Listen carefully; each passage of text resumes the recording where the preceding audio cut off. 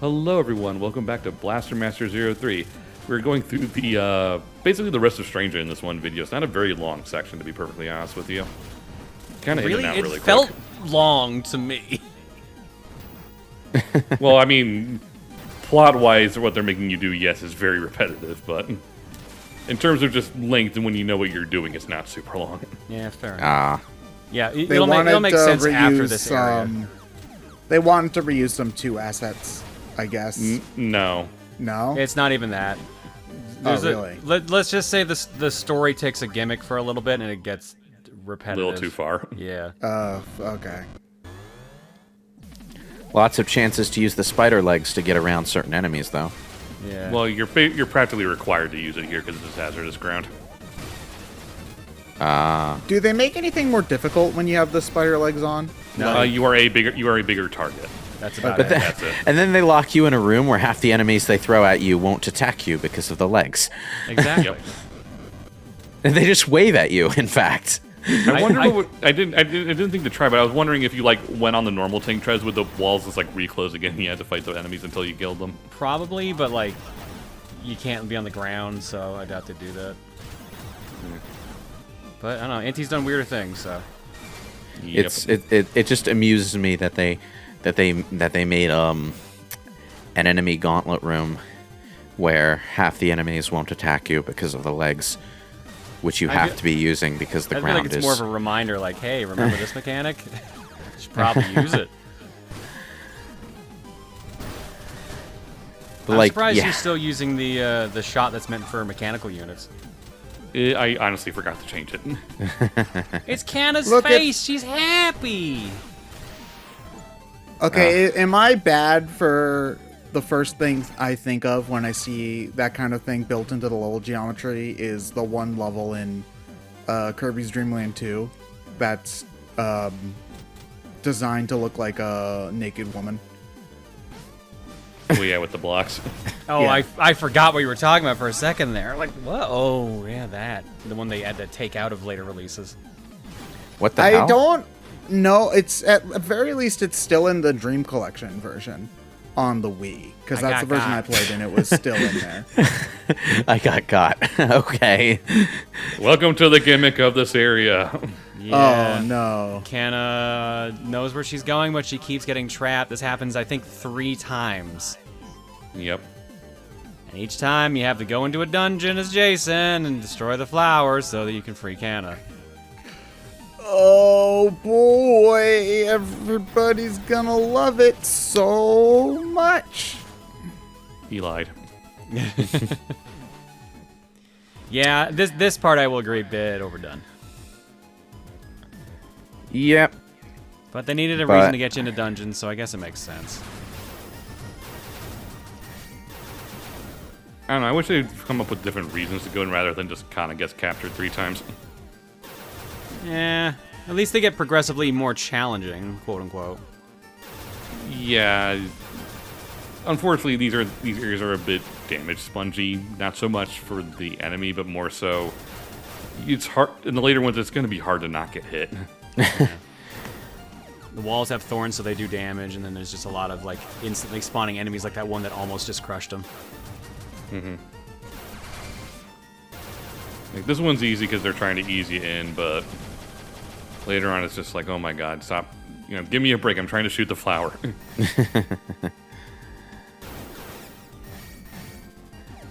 Well, I know that. Boy, new sub weapon. That was kind of fun, though. Yeah, it's all right. I know that some players are probably more into the combat than others, so for some people, the rooms or the dungeons that seem to be tedious or damage spongy are actually just more fun for them. But probably not for me.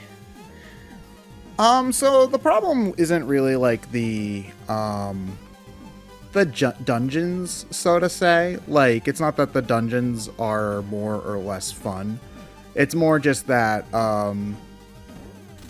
there's certain things that are it feels annoying when you have to keep on doing it over and over again. It's interesting. Like, had they found a different way to make you do these dungeons, it might not have felt so bad. Framing means a lot in games, I've found. If you just Also, take something... people drastically overthink this puzzle. Huh. Done. Oh, you don't even have to mess with any of those other ones to Yeah, the right? just the one at the end. To the left. I fell for that too. I'm like, time for the elaborate. Wait, this doesn't work. Oh, it's just the end. Yeah. We kind of glanced over it earlier, but Canna even says, I think I'm going to get caught again. Like, Canna's even making fun of the fact that she's about to get caught a third time. And everyone's just kind of exacerbated with her. But there's like no other option, so Jason's like, fine, I'll do it. Yeah, even Leibniz Jason's just like, ugh, fine. Leibniz is like yelling, I don't want to know any of this, etc. Ken would also just mention that in the 20 years that he's been on this planet and known Canna, he's never found another like being like her at all. Understandable considering her that she's a little pot for a head. Little tiny plant for head. Make you take the long way around. Yep, because you gotta kill these 2 flowers now. Ooh. Yeah, boy. Oh man, I love when cutscenes keep you from taking damage. The best. Yeah, it also kills off the enemies too, which is a nice touch. Yeah. Now I gotta go to the other corner.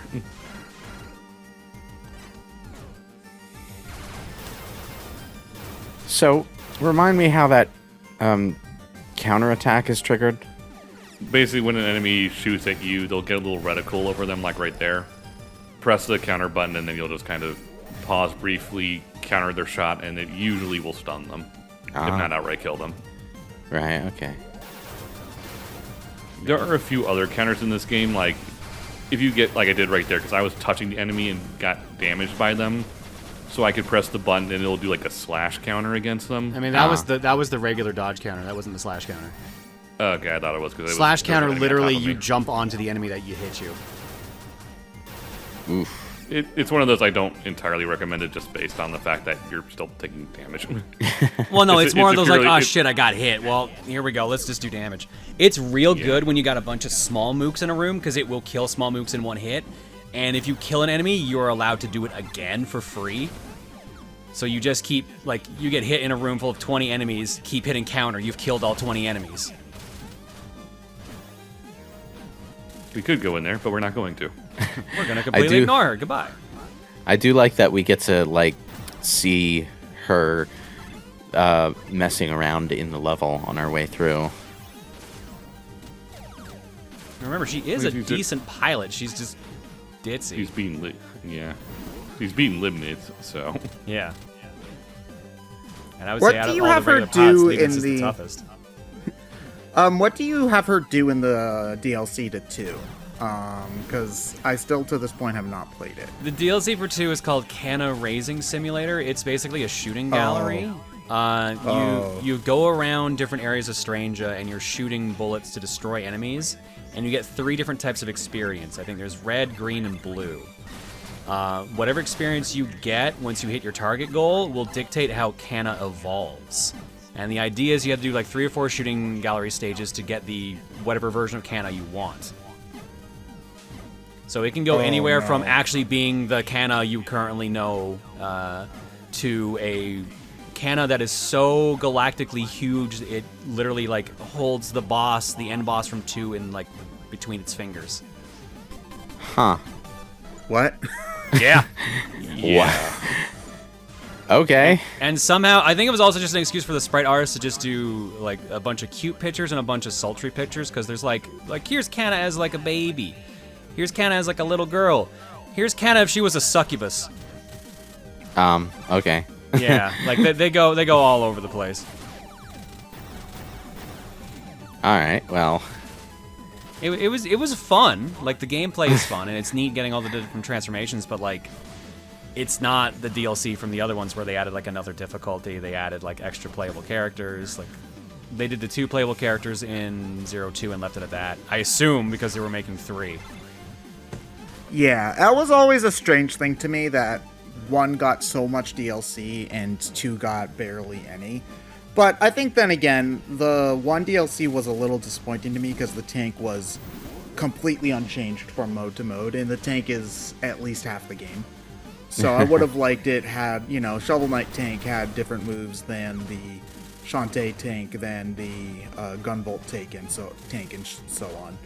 It just was always a little bit weird to me for that reason. That's fair, but there's it's not really not much that they big of a deal. could do with the setup since the gameplay itself in the tank is pretty rigid. That is fair, but even if it's just like a minorly different kind of shot or something like that, I think would have been neat.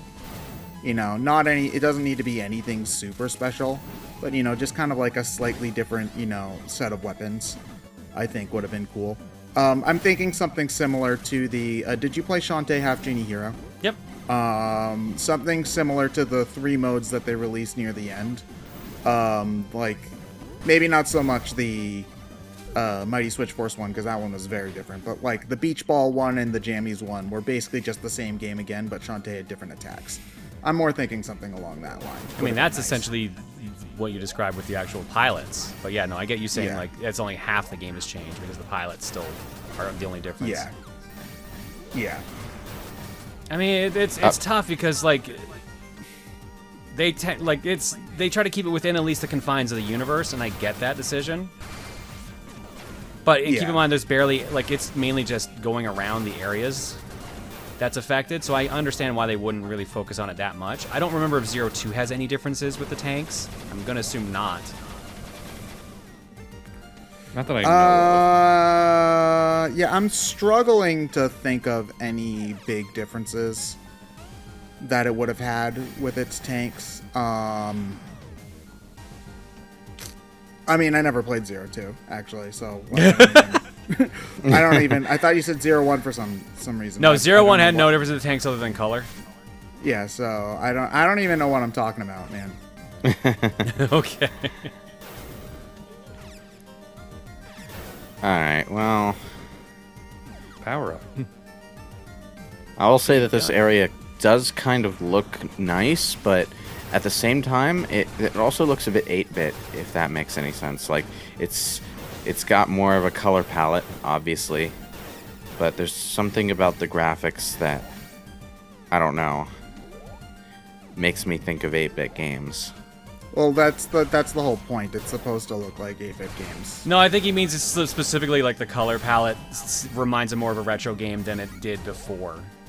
Like, nothing is visually different about the game, it's just the colors. I guess that's fair. That's basically just color theory at that point. You know what it is I'm thinking of? It's the vines along the sides of the dungeon. They stick out in my brain more as something that shouldn't be quite so heavily repeated throughout the environment. So it's not I even know the color, it's literally just the addition. Yeah, like I know most of these graphics are repeated just as much, but they're like walls and logs and stuff that, you know, you'd naturally see a lot of, so my brain doesn't really catch on them when I see a bunch of them. But something about the way the vines are designed just doesn't seem to work in my brain. Like, I shouldn't be seeing quite so many of that one sprite copy pasted quite so much. I forgot about this boss. Do you know how to match colors? No. Is that supposed to look like evil, Canna? No. It's just like a weird just a boss. Hawk Ropper.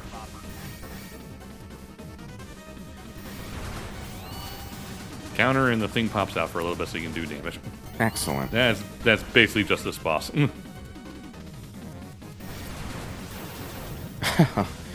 Okay.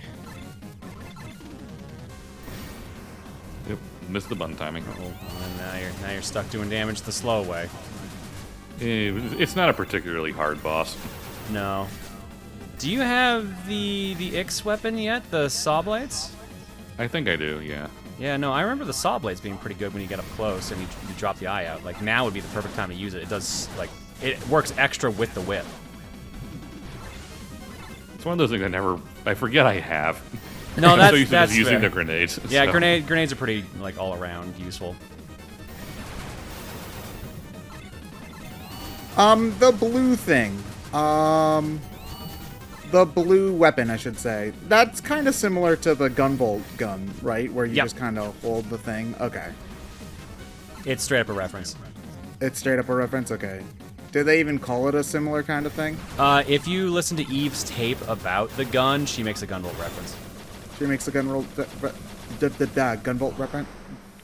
Never mind, I stopped. I quit. That's it, I'm done. Brain cluster. I'm glad you think so highly of me that you think my brain would be a cluster and not just I like just read the weapon name.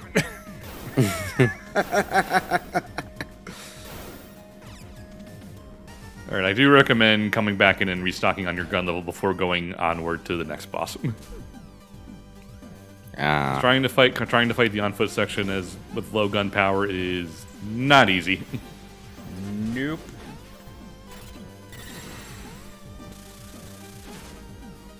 What is she doing? She's waiting. He's waiting for us. For a smooth and easy ride. I don't. Oh my god, she's Krillin. I mean, kinda. So this is one thing I never understood. How is she with us? Yeah, she doesn't have the system in which to go in. I I mean, we find out something of an explanation later, but it's still one of those you literally don't have the tech to come here. Maybe that's just part of her, like, her thing, you know? Like, maybe, like, just because she's so weird, she's just fine in the weird alternate dimension. No, the VRV system breaks rules a lot in the story. Okay. There's gonna be a part later on where you're like, what? Why is it doing that? So, like, this alternate universe is just, like, made of crayon? Or something?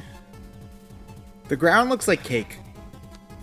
It probably is, to be honest. That would make sense.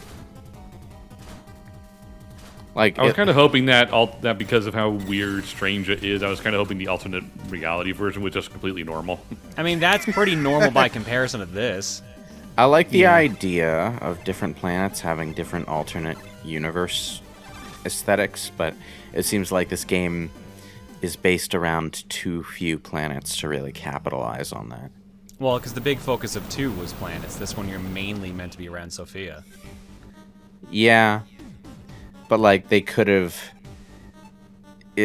not done that. I mean, oh, this guy again, Ghidorah. Yeah. Cerebros. Metal Cerebos. Oh, one of them's a robot now. Yeah, yeah. nice attention to detail because the robot destroying beam does massive damage to it. Yeah.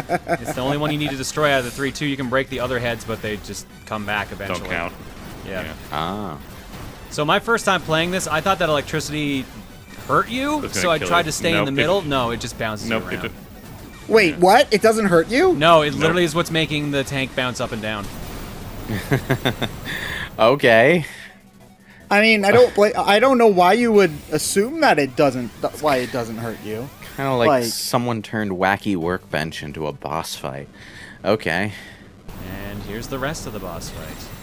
I do like how sometimes you start off with the big one and then fight it on the ground, and then sometimes you fight it on the ground first and then go to the tank. That's just a cool way to change these sorts of things up. I like it. Yeah, I do just not- wish that it didn't give the boss 3 health bars because of that. Yeah, That's like fair, do yes. two health bars for one face and then 1 health bar for the other face. Unfortunately, this boss is ridiculously hard if you come in with a low gun level. You want a high one. Like a lot of the other heads do drop power-ups for your gun in case you get in trouble. But yeah, no, with a single level or low level, this boss is pretty rough. Cool. But it also helps that he knows all the weaknesses, so. Yeah. Yeah. Use wave beam on the 2 organic heads and then just use the electric weapon on the metal head. What?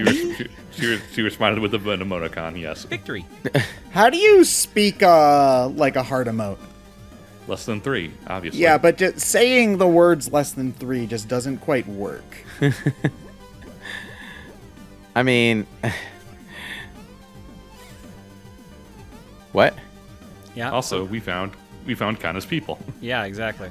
So these beings are the same species as Canna. Turns out Canna actually fell through a dimensional rift to land on the other end of Strangia in our dimension. So this is technically the correct part of the planet. Yeah, see, that makes it make sense then, because she was yeah, that's what I thought. She was actually an alternate dimension monstrosity. Okay. Yeah, so these pictures here, those are some of the pictures from the Canna raising simulator in 2. Oh no, she's got an uwu mouth. Oh, I hate it. She's a baby! I hate it so much.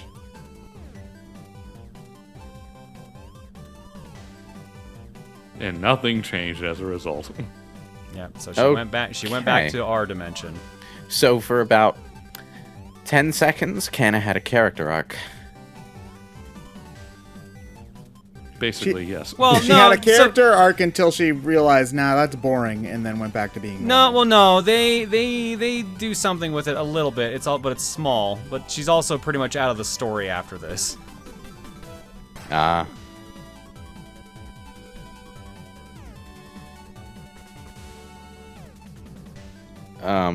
It's amazing the plant survived. Yeah. I mean, you'd think a literal plant pot woman would be a little bit more delicate with plants. Well, I mean, she knows what it can handle, so. It did fight the boss beam after all. Okay. It's noise in your Here's voice. a plot point that really kind of doesn't matter because it's all in text. Yeah, they don't really delve on that very much, but it is technically important, but they spell it out better for you later. Okay. Yeah, so we'll get to it then. See you next time.